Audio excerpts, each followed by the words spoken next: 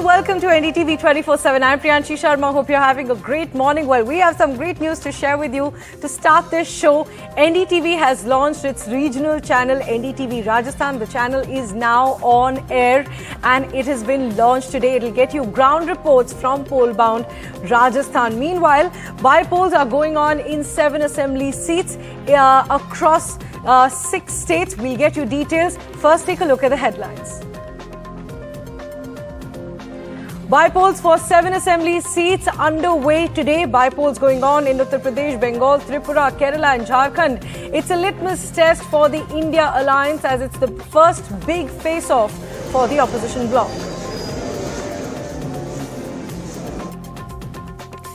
Udayanidhi Stalin's comment calling for the eradication of the Sanatana Dharma divides the India alliance, while some in the Congress, including Priyank Kharge, supports Udayanidhi's comment. Mamata Banerjee of the TMC disapproves it. Vice President Jagdeep Dhankar's big statement on women's reservation in the parliament, days ahead of the special session of the parliament. The Vice President says that adequate women's representation in the parliament will be a reality soon and the day is not far. That's what the VP says, hinting at a constitutional amendment for 50% reservation. And it's the final countdown to the big G20 meeting that Delhi will host this weekend. Delhi is gearing up to welcome 15 global leaders, including US President Joe Biden and UK Prime Minister Rishi Sunak. And a few major questions: what's open, what's not? The Delhi police answers FAQs.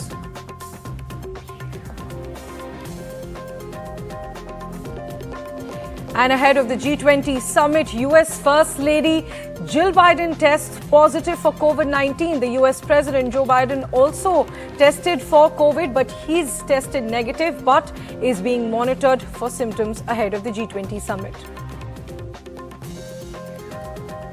And it's the grand launch of the NDTV Rajasthan channel today. The NDTV regional channel is now on air. Rana के भरोसे पर चेतक करता कमाल था। पृथ्वीराज के बाण पर कब और किसे सवाल था। ये भरोसे वाली बात पन्ना धाय जैसे बलिदानियों की है। ये बात भरोसे वाले किस्से कहानियों की है। ये बात राजस्थान और राजस्थानियों की है। भरोसे की उसी विरासत के साथ एनडीटीवी राजस्थान अब राजस्थान की धरती से।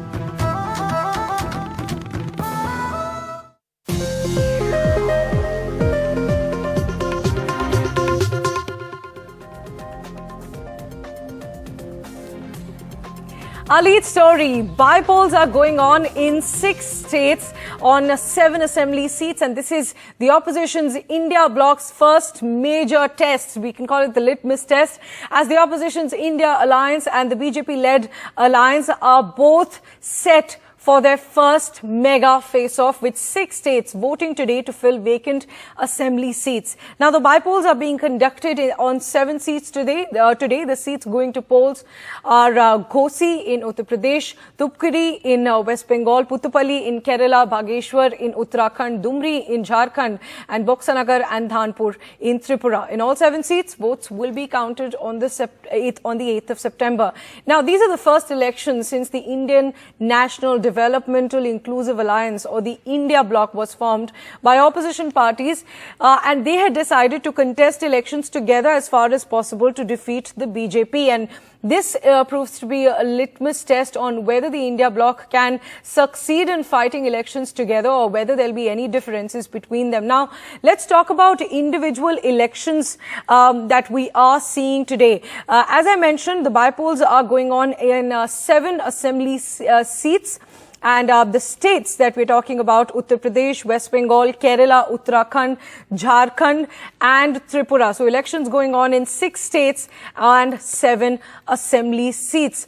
Let's go across to our team of reporters who will now join us to help us understand what the bypolls look like in several parts. And let's go across first to Saurabh Gupta, who is joining us from West Bengal. And Saurabh, it's a high-stakes bypoll in Tupkari in the Jalpaiguri district, and that's being seen as an indicator of the ground support of the TMC and the BJP, which are sort of in a straight battle. Tell us about what the battle looks like this time.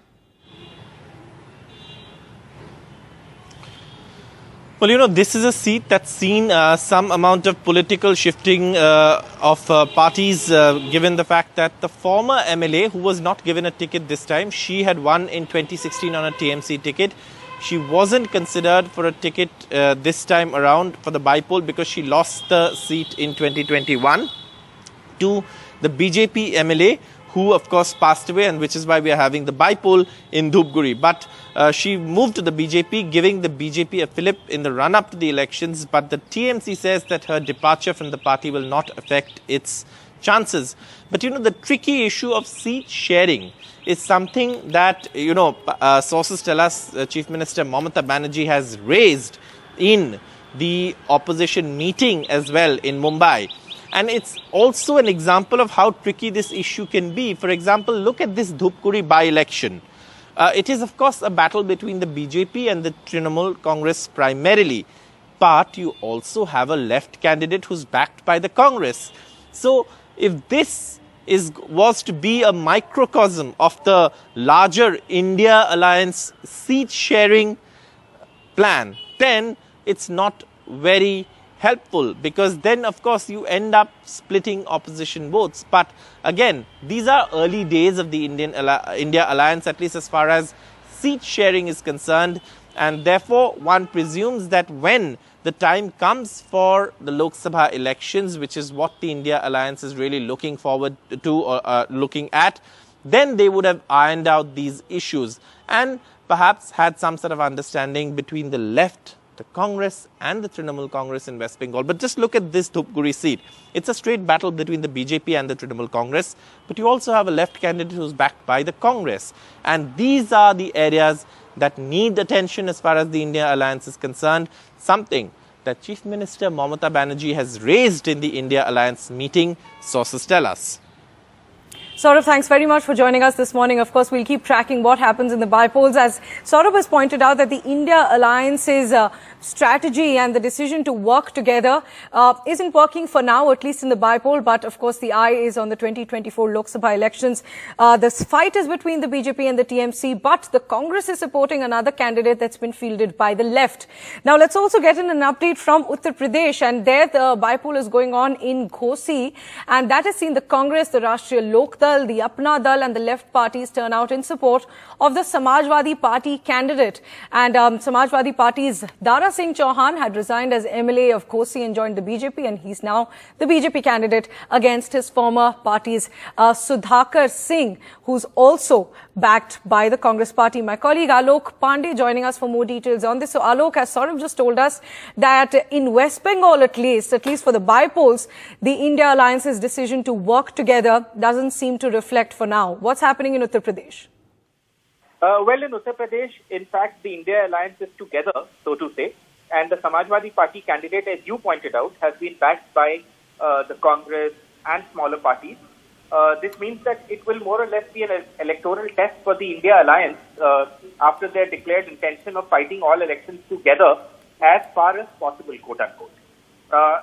The Eastern UP seat of Ghosi is a seat that was held by the Samajwadi Party. Like you again said, Dara Singh Chauhan, who used to be with the BJP earlier too, he was a minister in the Yogi 1.0 government actually. He had resigned and joined the Samajwadi Party before the 2022 election, and then he won from Ghosi. And now he's gone back to the BJP. And he resigned, that's why the seat was vacant.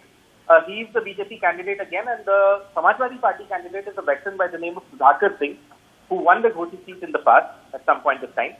The Samajwadi Party has really gone all out to look at their formula of PDA. If you remember, there was an NDTV conclave in Uttar Pradesh where Akhilesh Yadav had used the term PDA, Pichhda, Dalit, Adivasi, Alpankyak.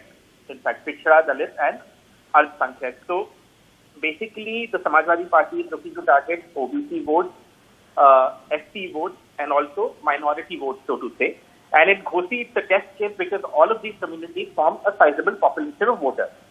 The BJP has also tried to woo all of these communities. In the past, they've been very successful also, at least with the OBC vote and the scheduled caste vote. And that is what they have tried this time also.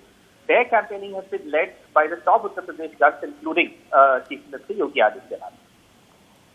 Alok Pandey, thanks very much for joining us with those details. So, as Alok has also pointed out, that the India Alliance is together, so to speak, in Uttar Pradesh. Let's also take a look at Uttarakhand now. In Uttarakhand, it's a straight contest between the BJP and the Congress for the Bageshwar seat.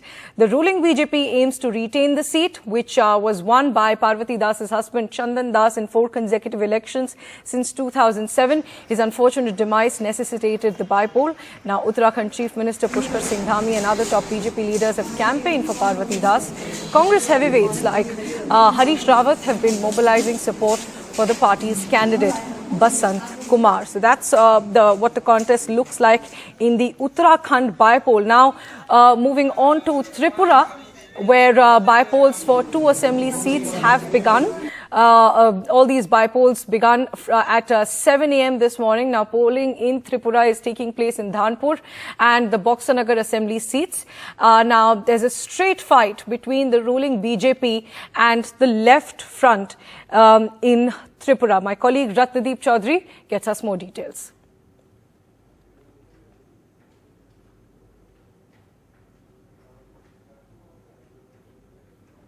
Polling has begun in 2 key assembly constituencies, Dhanpur and Boxanagar in Tripura, where by-elections are taking place today. These by-elections have been necessitated in these 2 constituencies because in Boxanagar, the CPIM candidate expired, and in Dhanpur, the Union Minister of State Pratima Bhaumik decided to vacate her seat. She decided to remain as a parliamentarian, and therefore this is a straight fight between the ruling BJP and the left, with 2 key main opposition parties, the Pipra Matha party and the Congress, staying away from the electoral battle in this bypolls. However, there were attempts made for opposition unity, for an opposition combined in the lines of the India Alliance in Tripura, but it failed because all the opposition parties did not come together. Although the Congress has decided to support the left, but at ground zero, we did not see any Congress leaders going to for the campaigns with the left. Therefore, it might be an advantage BJP. However, there is lot depends upon how the voters would vote, because particularly Boxanagar is a Muslim-dominated seat. So therefore, BJP would try to win this seat from the left. And Dhanpur, where BJP won last time, is a left stronghold. So left would try to retain it back. So, these are key, bypolls in Tripura. And most importantly, the 2 opposition parties, Congress and the Pipra Matha party, has stayed away. So therefore, it is a straight fight between the left and the BJP. And now let's focus on Uttarakhand again. My colleague Kishore Rawat is joining us from there. And Kishore, in Uttarakhand, it looks like a straight contest between the BJP and the Congress. क्या बता सकते हैं आप हमें? देखिए, BJP का जो ये माफ कीजिएगा, जो बागेश्वर का उपचुनाव हो रहा है, इसमें बीजेपी की पूरी साख लगी है, क्योंकि बीजेपी लगातार यहाँ पर 15 साल से चुनाव जीत रही है। 2002 में सिर्फ कांग्रेस यहाँ पर अपनी सीट जीत पाई थी। उसके बाद से 2007 से लेके जो अभी एट प्रेजेंट तक है, बीजेपी ही इस चुनाव को जीती है। और यहाँ पर जो बीजेपी के मंत्री, कैबिनेट मंत्री थे चंद्रराम दास, उनके निधन के बाद ये सीट खाली हुई। बीजेपी की, क्योंकि सत्तारूढ़ पार्टी है और बीजेपी को ये सीट जीतना बेहद जरूरी है, क्योंकि अगर जब से उत्तराखंड राज्य बना है, तब से कोई भी उपचुनाव जो राज्य में हुआ है, उसमें सत्तारूढ़ दल चुनाव नहीं हारा है। तो यही वजह है कि बीजेपी जो रिकॉर्ड है उसे कायम रखना चाहती है। लेकिन दूसरी बात यह है कि कांग्रेस यहाँ पर बेहद मजबूत होकर चुनाव लड़ रही है, क्योंकि कांग्रेस का जो कैंडिडेट है वो पिछली बार आप पार्टी से चुनाव लड़े थे और अपने बलबूते पे वो 16,000 वोट लाए थे, और यहाँ पर त्रिकोणीय मुकाबला हुआ था और कांग्रेस को इसमें 12,000 वोटों से चुनाव हारे थे, और कांग्रेस का जो कैंडिडेट था वो 20,000 वोट लाया था। इससे पहले जो कांग्रेस का जो कैंडिडेट, ये बीएसपी से बसंत कुमार जो मौजूदा कैंडिडेट है कांग्रेस के, ये 12,000 वोट लाए थे। तो जाहिर सी बात है कि कांग्रेस इस पूरे चुनाव को जीतकर अपने जो पॉलिटिकल जो जमीन है उसको दोबारा से पाना चाहती है और लोकसभा के लिए आगाज करना चाहती है। दूसरी तरफ यह है कि अगर ये चुनाव बीजेपी लूज करती है किसी कारणवश, हालांकि अभी ऐसा नहीं दिख रहा है, क्योंकि वहां पर पूरी तरह से जो पूरी गवर्नमेंट वहां पर चुनाव लड़ रही है, सारे कैबिनेट मंत्री वहां पे गए हैं, खुद मुख्यमंत्री ने यहाँ पे लगातार पिछले 4 दिनों तक कैंपेनिंग किया है। तो जाहिर सी बात है, ऐसे में बीजेपी के लिए चुनाव आसान है, क्योंकि लगातार जो लोग होते हैं वहां पर वोटर्स होते हैं, उनके दिमाग में यही होती है कि राज्य में जिसकी सरकार है, अगर उसका कैंडिडेट जीते तो उस क्षेत्र में विकास होगा।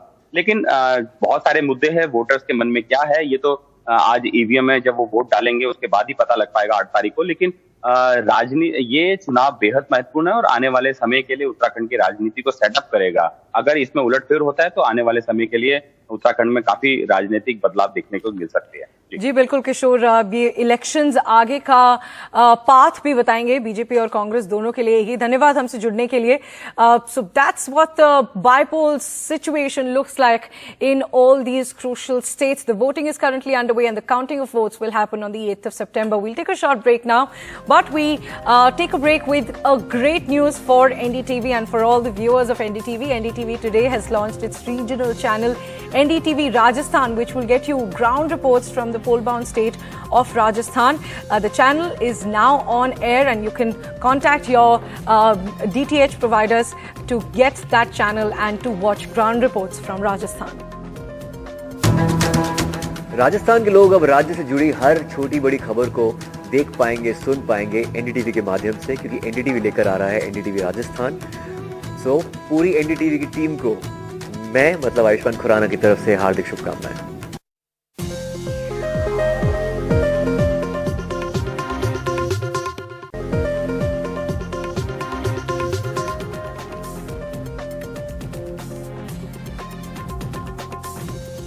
Welcome back now to the big political controversy that has the India bloc divided. It's the statement made by the Tamil Nadu Chief Minister M.K. Stalin's son Udayanidhi Stalin, and in that remark, Udayanidhi Stalin had called for the eradication of the Sanatana Dharma. Now, while many in the Congress party have condemned this statement and they have distanced themselves from this statement made by Udayanidhi Stalin, some other leaders of the Congress party, including the Karnataka Minister Priyank Kharge, has endorsed this statement by Udayanidhi Stalin. So there are differences within the Congress party over this comment made by Udayanidhi Stalin. Take a look. Tamil Nadu Minister and Chief Minister's son Udayanidhi Stalin has reiterated that he wants Sanatana Dharma, that he said was caste hierarchy, eradicated, and said the BJP was twisting what he had said as they were afraid of the India alliance. This, even as sharp reactions continued to pour in on the remarks of the DMK Sion, made it a meeting of progressive writers and artists that Sanatana should be not just opposed but eliminated like mosquitoes and dengue. சிலவற்றை நாம் ஒழிக்கத்தான் வேண்டும், எதிர்க்க முடியாது. கொசு, dengue காய்ச்சல், malaria, corona இதையெல்லாம் நம்ம எதிர்க்க கூடாது, ஒழித்து கட்ட வேண்டும். அப்படிதான் இந்த சனாதனம். சனாதனம் என்பதை எதிர்ப்பதை விட ஒழிப்பதே நாம் செய்ய வேண்டிய முதல் காரியமாகும். As small as a mosquito and as dirty as malaria. It's a mindset. The BJP is insisting that India alliance partners, especially Rahul Gandhi, Nitish Kumar and Lalu Yadav, must speak up on the controversy. बड़ा सवाल आपके सामने मैं ये उठाने आया हूं कि राहुल गांधी क्यों खामोश हैं? 2 दिन हो गए। नीतीश कुमार क्यों शांत हैं? बहुत दावा कर रहे थे कि मैंने सबको एक कर दिया मुंबई में। The Congress spoke in different voices on the issue. Any religion that does not promote equality, any religion that does not ensure that you have the dignity of being a human being is not a religion according to me. वो उनकी व्यक्तिगत राय होगी, हम उससे सहमत नहीं हैं. DMK supporters, however, say that he is not opposed to Hinduism but the Hindutva of the BJP and RSS. Udayanidhi himself has said that he would present extensive writings of Periyar and Dr. B.R. Ambedkar, who had researched on Sanatana Dharma, to show its ill effects on society. With camera person Nagraju, Uma Sudhir, NDTV. While of course there are differences within the Congress party, there are also some differences emerging within the India bloc. Now the TMC, which is also a part of the India alliance along with the Congress party, has distanced itself from this comment and it has also condemned this comment. Now the TMC chief, Mamata Banerjee, who is also the West Bengal chief minister, has said that we should respect all religions. Listen in. India is a secular country, India is a democratic country. And at the same time, unity in diversity is our origin. So, I respect Sanatana Dharma because we know the Rig Veda. Maybe he is a junior, so he may not be knowing that. But from my side, I can give my views that I also came to know this, but I do not know from which vision they have said so. I feel that they have to respect every religion. Now to the other big story of the day, a big statement made by Vice President Jagdeep Dhankar on women's reservation in the Parliament. The Vice President Jagdeep Dhankar has said that the day is not far when women will get proper representation in the Parliament and in legislative assemblies, and he hinted at a constitutional amendment that will make a 50% reservation for women possible. Listen in.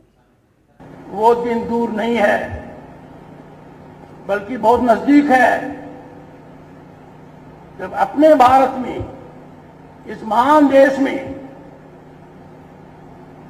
संसद और विधानसभाओं में महिलाओं का उचित प्रतिनिधित्व है, संविधान में बदलाव कर आएगा। We'll take a short break now, but join us in celebrating the launch of NDTV's regional channel, NDTV Rajasthan. The channel is now on air and it'll get you ground reports from pole-bound Rajasthan. NDTV के regional channel को मैं अपनी ओर से बहुत बहुत बधाई और शुभकामना देता हूं, और आपके माध्यम से देश और प्रदेश के लोगों को खबरों का वाहक बनकर आप तुरंत ही खबरें पहुंचाने का काम करेंगे। NDTV पूरे परिवार को मैं अपनी ओर से बहुत राजस्थान भारतीय जनता पार्टी की ओर से बधाई और शुभकामना देता हूं।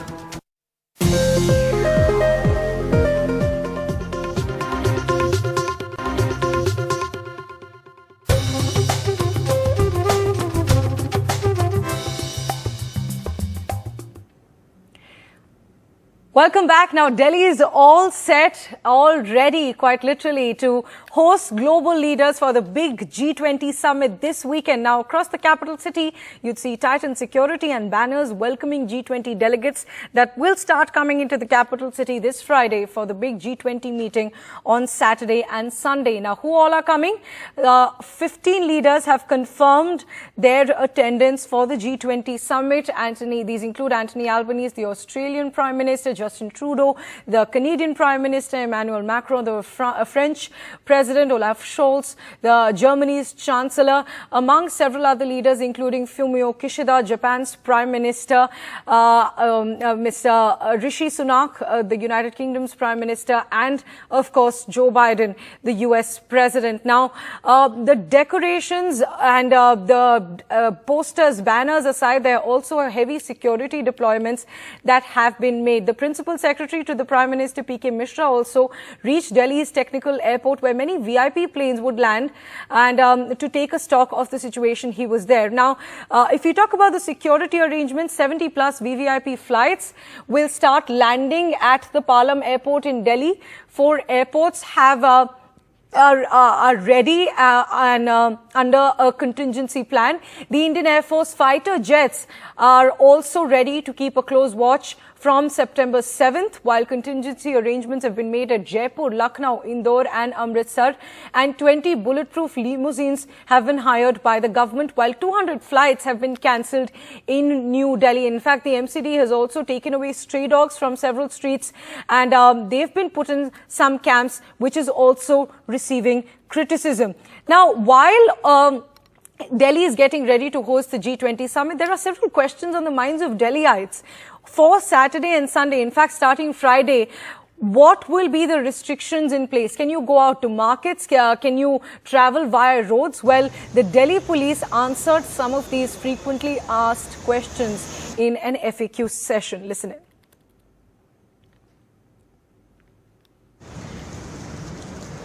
The final countdown for the G20 summit in New Delhi, with 15 top global leaders set to arrive here. This is India's G20 presidency. The scale of the event has been truly huge, but it all boils down now to the final statement expected over the weekend. While there are sharp differences over Ukraine, there does appear to be a great deal of mutual agreement on a host of themes, from sustainable economic growth to financial inclusion to So, of course, the joint statement will be a question whether the G20 leaders can agree on one. But when we talk about the restrictions, the Delhi police has clarified that only the markets that are within the NDMC district or the New Delhi district, they will have restrictions. But all other markets such as Chandni Chowk, Lajpat Nagar will be open. But markets that fall within NDMC such as Khan Market, they'll also be open, but they'll have certain restrictions. Even the roads will have restrictions only in the NDMC district, and you can take alternate routes. So it won't be a lockdown-like situation, which many stories were suggesting. So that's an important clarification that's been issued by the Delhi police. And the Delhi police also answered some FAQs that you might have on what's allowed and what's not. Listen in. Sir, पहला सवाल कि summit की dates क्या हैं और restrictions की dates क्या हैं? धन्यवाद सुमन, मेरे साथियों का स्वागत जो फेसबुक लाइव में हमारे साथ जुड़े हैं।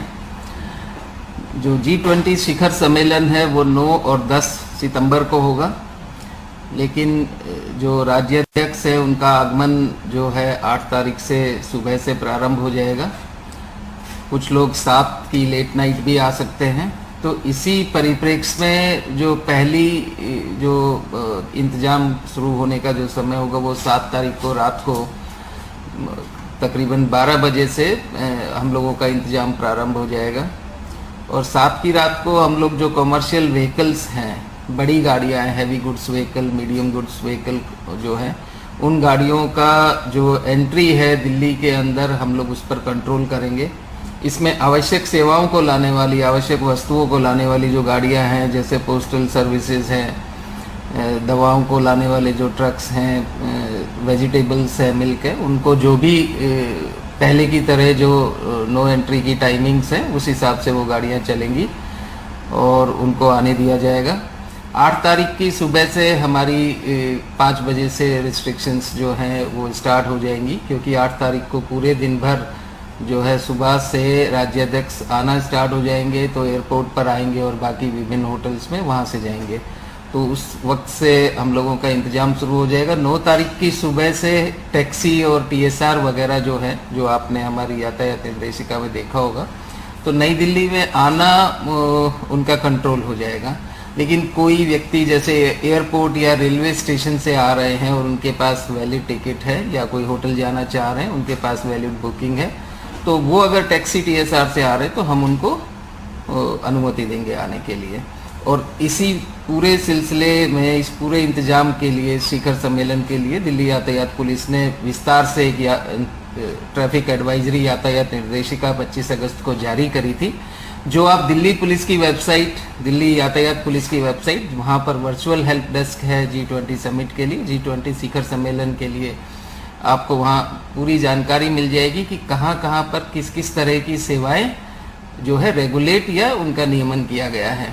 लेकिन इस पूरे यातायात के इंतजाम का एक मुख्य बिंदु सुमन में आपको और अपने साथियों को बताना चाहूँगा कि हमारा प्रयास यह है कि सारी जो सेवाएं हैं किसी ना किसी रूप में वो चलती रहें, और आपके पास एक ऑल्टरनेटिव हो कि मान लीजिए आप बस इस्तेमाल करके दिल्ली या दिल्ली के बाहर किसी क्षेत्र से जाना चाहते हैं तो कैसे प्रयोग कर सकते हैं। नई दिल्ली जो क्षेत्र है, नई दिल्ली NDMC का जो क्षेत्र है, न्यू दिल्ली पुलिस डिस्ट्रिक्ट जो है, उसको कंट्रोल जोन बनाया गया है। कंट्रोल जोन का अर्थ है कि नई दिल्ली के अंदर, NDMC एरिया के अंदर सिटी बस सर्विस नहीं चलेंगी, लेकिन जो NDMC का जो बाहर का एरिया है, रिंग रोड अगर हम कहें, तो वहाँ तक सिटी बस सर्विसेज चलेंगी। उसके साथ साथ मेट्रो सेवाएं पूरी दिल्ली में चलेंगी। तो कोई भी व्यक्ति अगर नई दिल्ली में आना चाहता है, दिल्ली के किसी जगह पर जाना चाहता है, वो मेट्रो सेवा का इस्तेमाल कर सकते हैं। जैसे ही आप नई दिल्ली से बाहर निकलते हैं तो आपको city bus service, TSR, taxis वगैरह सब मिलेंगे। एयरपोर्ट में आप जाना चाहते हैं, आपकी फ्लाइट है, लेट नाइट है या दिन में है, या राष्ट्रीय राजधानी क्षेत्र के किसी एरिया से है, गुड़गांव से है, पलवल से है, सोनीपत से है, आप अपनी गाड़ी से आना चाहते हैं तो हमने वैकल्पिक मार्ग हमारी यातायात निर्देशिका में दिए हैं। साथ के साथ मेट्रो पूरी तरह से उपलब्ध है, और तो एयरपोर्ट के लिए आप मेट्रो का इस्तेमाल कीजिए। राजकीय अवकाश है, जिसके कारण से स्कूल कॉलेज बंद हैं, कार्यालय बंद हैं, लेकिन राजकीय अवकाश का मतलब और स्कूल कॉलेज के बंद होने का मतलब ये नहीं है कि बाजार बंद हो जाएंगे, बाजार पूरी दिल्ली में खुले रहेंगे, नई दिल्ली क्षेत्र में 3 दिन के लिए उनको कंट्रोल किया गया है। लेकिन बाजार बंद होने का मतलब ये भ्रांति या जिज्ञासा कि कहीं लॉकडाउन जैसी स्थिति है, ऐसा बिल्कुल नहीं है। जो आवश्यक सेवाएं हैं, सब्जियों की दुकानें हैं, दूध मिल्क बूथ हैं, मेडिकल शॉप्स हैं, ग्रोसरी स्टोर हैं, सभी जगह खुली रहेंगी। हाँ, रूट के नज़दीक अगर उस पर्टिकुलर टाइमिंग के दौरान में वहाँ पर कंट्रोल्स रहेंगे। सर, ये हमने नई दिल्ली या एनडीएमसी एरिया कंट्रोल जोन है, तो सर एक कुछ ऐसे रूट्स भी हैं जो बहुत ज़्यादा इसके बाहर भी अफेक्टेड रहेंगे, जो लोग अवॉइड करें। हम वो उसके बारे में सर थोड़ा बता दें, बिकॉज आपका प्रश्न बहुत वाजिब है। देखिए, कुछ राज्य अध्यक्ष शेराटन होटल है साकेत क्षेत्र में है, साकेत मॉल के पास पड़ता है, ग्रैंड होटल है। अगर लोधी होटल की बात करें तो वो साउथ वेस्ट डिस्ट्रिक्ट में है। हयात होटल है, रिंग रोड पर है, सफदरजंग के एरिया में। ये ऐसे क्षेत्र हैं जो नई दिल्ली क्षेत्र के बाहर हैं, इवन एरो सिटी भी बाहर है। लेकिन यहाँ पर जो सामान्य जैसे पहले से जैसे चलता आया है वैसी स्थिति रहेगी। बिल्कुल नज़दीक के कुछ प्रीमाइसिस हैं, उनको जो लोकल पुलिस है अपने लोकल पुलिस अरेंजमेंट्स के तहत उनको कंट्रोल करेगी। लेकिन यहाँ पर अगर मॉल भी है तो वो खुले रहेंगे। नज़दीक की कुछ शॉप्स हैं वो कुछ टेम्परेरी टाइम के लिए, और कुछ रोड्स जो हैं टेम्परेरी टाइमिंग्स के लिए, जब भी प्रोटेक्टेड व्यक्ति का मूवमेंट होगा। मान लीजिए साकेत से चल रहे हैं तो जो भी रिंग रोड थोड़ा प्रभावित होगा थोड़े से समय के लिए, अरविंदो मार्ग थोड़ा प्रभावित हो सकता है थोड़े समय के लिए, जिस वक्त मूवमेंट होगा। जब वो वेन्यू पर आएंगे, वापस होटल में जाएंगे या फिर रात के समय डिनर के लिए जाएंगे, तो वो बहुत लिमिटेड समय के लिए होगा। इस तरह के जो इंतजामात पहले भी दिल्ली पुलिस करती आई है जब भी जो है प्रोटेक्टेड व्यक्तियों का मूवमेंट होता है। उसी तरह से एरो सिटी में ये नहीं है कि एरो सिटी बिल्कुल लॉकडाउन जैसी स्थिति होगी, वो भी खुली रहेगी। मॉल्स वगैरह जो है वहाँ खुले रहेंगे, लेकिन आसपास के जो 1-2 बिल्डिंग्स जो हैं आसपास की, वहाँ पर एक्सेस को कंट्रोल किया जाएगा। तो आपको जैसा बताया गया कि कंट्रोल जोन को अवॉइड करें, रूट्स में कोई इशू नहीं आएगा, पेशेंस रखें। अगर वो थोड़ी देर के लिए बंद भी होते हैं रास्ते तो वो थोड़ी देर के लिए होंगे, और जहां आपको जाना है वहां थोड़ा सा टाइम ज्यादा लेके चलें, so that you are not delayed. And my colleague Vishnu Shom explains the key points about the G20 meeting, which leaders are attending, which are not, and the significance of the same. Listen in. It's the final countdown for the G20 summit in New Delhi, with 15 top global leaders set to arrive here. This is India's G20 presidency. The scale of the event has been truly huge, but it all boils down now to the final statement expected over the weekend. While there are sharp differences over Ukraine, there does appear to be a great deal of mutual agreement on a host of themes, from sustainable economic growth to financial inclusion to fighting cybercrime to digitalization. The big development today, the Chinese Premier Li Qiang will attend the 18th G20 summit in Delhi this weekend, but not China's President Xi Jinping. This was not entirely unexpected, and as we shall explain, not necessarily a setback for the host India. We'll also try and explain what G20 is all about, and since many of the questions on traffic and other restrictions in Delhi, we'll bring you some key questions and answers. Well, China's President Xi Jinping will be skipping the G20 summit, not entirely unexpected, but China's Premier Li Qiang will attend the Delhi G20 meet. That has now been announced. So Li will lead the Chinese delegation at the Delhi G20. Let's take a look at how Chinese state media announced the absence of Xi Jinping and the presence of Li Qiang. 欢迎出席今天的外交部例行记者会。首先，应印度共和国政府邀请，国务院总理李强将于9月9日至10日出席在印度新德里举行的20国集团领导人第18次峰会。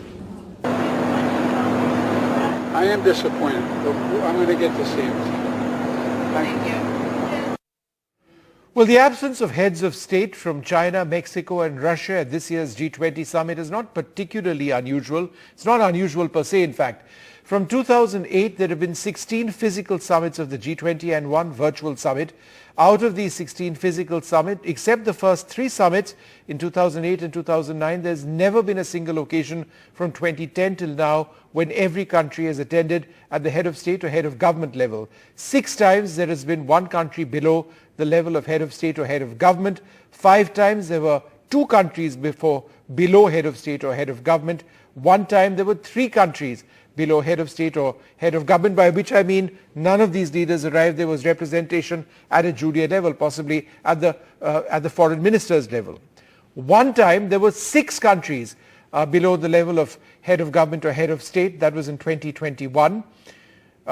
So as you can see over there, it is quite clear that it's not entirely unexpected, and Mexico's president has in fact not attended a G20 session since 2018. Joining us now, Ambassador Manjeev Puri, India's former representative to the United Nations in Nepal. Thanks, sir, very much for being with us. How significant is China's Xi Jinping not attending for us here in India? Vishnu, thank you very much, and thank you for having me on your program. Look, I think we have China there. The Prime Minister will be there. So as you've said, in the past also there have been countries which have not been there at the head of state or government level. I think we should acknowledge that had President Xi himself been there, it adds a little bit to the presence of a country which is truly a heavyweight in global terms in this G20 thing. But you know, it isn't unexpected, and you yourself have highlighted this. There are several reasons, among them, you know, our bilateral issues, etc. Having said this, I think that the way things have progressed is that we have made substantial progress on pitching for things which are important to the global south. And I'm sure in those, in various ways, we shall have the support even of the Chinese. Do you believe, sir, that, you know, China increasingly finds itself somewhat isolated in key international fora? For example, in Hiroshima, G7, they were not invited. They did not attend. Over here, they have chosen themselves not to send in Xi Jinping. You know, there's been this recent issue of them releasing this map of theirs, something we don't accept at all. We, of course, have the Quad grouping, which works, and in a sense, against Chinese expansionism. There's AUKUS, of which we are not a part, but which does the same. So therefore, at one level, do you believe, certainly in the Asia-Pacific region, there is a sense of China being increasingly isolated? So Vishnu, I am not able to hear you very clearly, but you know, I think President Biden, when he said there is a sense of disappointment, of course, this is something we all need to acknowledge. But having said this, you know, I can only repeat that we do have the Chinese at the level of their Prime Minister who represents China in several of these multilateral bodies. Now, therefore, China is there. President Xi is not there. It does make a difference. But, you know, on the other hand, the G20 is about collective action. And that collective action certainly comes about by the presence of the Chinese at the level which is extremely high, their Prime Minister, as well as the presence of all the other major economies in the world. Let's note, we have Foreign Minister Lavrov representing the Russians, another major country in the world. And this is not the first time it has happened. He was there even at Bali. So it's the question of getting the countries and the countries in their entire heft behind the positions that the G20 takes for global good, for the betterment of humanity, if I may say so. How significant would the absence of a joint statement among G20 leaders be? Because I ask this because the issue of Russia and Ukraine has been something where there's been no consensus. So, Vishnu, let me put it like this. The G20 is not a treaty-based body. It is an organization where countries come together.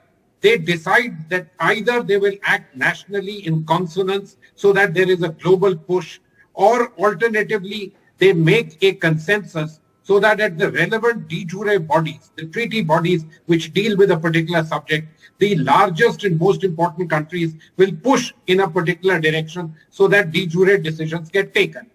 I believe, despite the fact that, you know, this entire business of geopolitics, the West saying that without Ukraine, without those issues, it's very, very important, even in terms of geoeconomics and the global economics order, and our and many others believing that the G20 is truly an economics forum and not about geopolitics.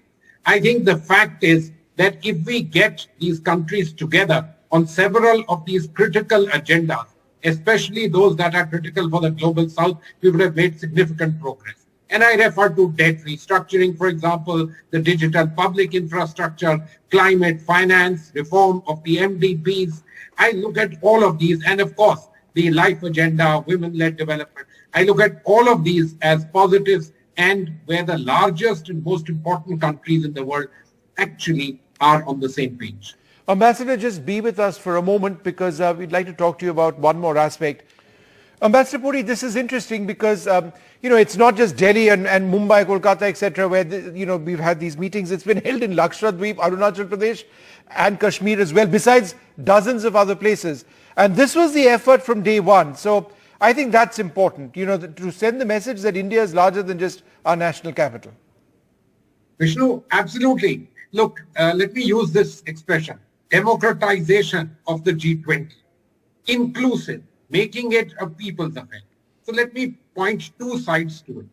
One, the people of India across the length and breadth of our country have felt that we are doing something which has hugely raised India's global profile. Can you imagine being a citizen of the country, not just in Delhi, but in faraway smaller cities, and getting the feel that my country has come places and it's going places. My Prime Minister is going to be chairing a meeting of the leaders of the world. How nice it is as a feeling. Just think about that. That's one side of it. Secondly, look at who all have noticed it. People from not just the 20 countries which form the G20, but about 40 odd countries in all, with guests and members and leaders of international organizations, all going across the length and breadth of the country and seeing how the G20 agenda is reaching out and how this global and local interface is being stitched together. This is a game-changing thing even for the G20, where earlier meetings used to be held either in resorts or in one or two major cities, and that was it. We have also gone further than just the geographies. A host of organizations in India have been roped in to do G20 events. These include think tanks, it includes the youth associations, women's research bodies, all kinds of institutions. So there is a kind of embrace of the G20, and in a sense, it is India coming of age in a very big manner, and with the people of India also embracing this, let me say, huge upward step up by India, the country. Ambassador, thanks very much for speaking to us. I'm sure I'll be speaking to you over the next couple of days as well. Thank you very much indeed. We'll take a short break now, but join us in celebrating the launch of the NDTV regional channel, NDTV Rajasthan, that will get you ground reports from pole-bound Rajasthan. सबसे पहले तो NDTV का सारा management और सारा परिवार बधाई के पात्र हैं। एनडीटीवी की अपनी एक परंपरा रही है। पिछले 2 दशकों से अधिक समय तक एनडीटीवी ने देश, राष्ट्र और समाज की सेवा की है। राजस्थान के लोग तो उससे लाभ लेंगे ही लेंगे, बल्कि बाकी देश के लोगों को भी उससे लाभ प्राप्त होगा।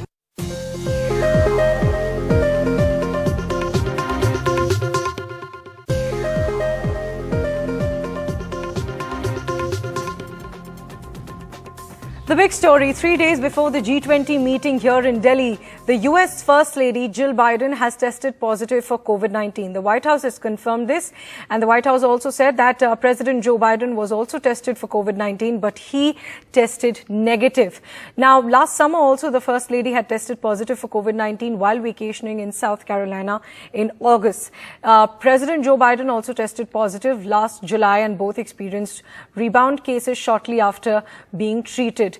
The White House has said that in July that anyone who meets with the president is still tested for COVID-19 before their meeting. But the White House press secretary's statement confirmed that the US President Joe Biden has tested negative.